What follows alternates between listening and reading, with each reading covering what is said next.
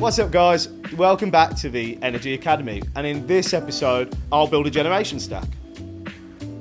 Basically, the generation stack opens up a whole new way of thinking about electricity markets. It can help us visualize how we balance supply and demand. It lets us weigh up the benefits and drawbacks of different technologies. And perhaps most importantly, it helps to explain how demand impacts the price of electricity. In essence, the idea of the generation stack is that the cheapest sources of generation are used first, so that the end consumer ends up paying a fair price for electricity. This idea of prioritising the dispatch of cheaper generators first is called the merit order. The best way to explain the generation stack is with an example. Here I'm going to create my own miniature electricity system, but the concepts we discuss apply to Great Britain as a whole. So in my example, I've got a small selection of generation units: 20 megawatts of wind, 50 megawatts of nuclear,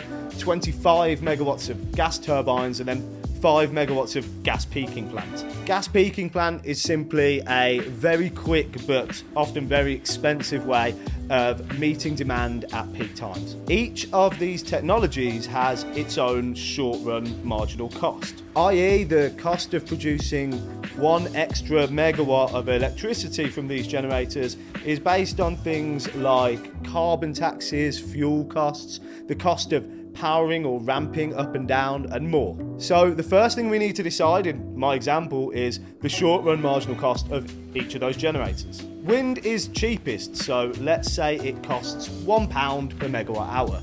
Nuclear's next cheapest, so let's say that's £2, and gas turbines are next, so we'll call that £4, and then our gas peaking plant is most expensive, so we'll give it a short-run marginal cost of £6 per megawatt hour. So, taken together, all these generators, each with their own short-run marginal cost, make up our generation stack. In the next episode, I'll explain how my new generation stack interacts with demand. I'll see you there.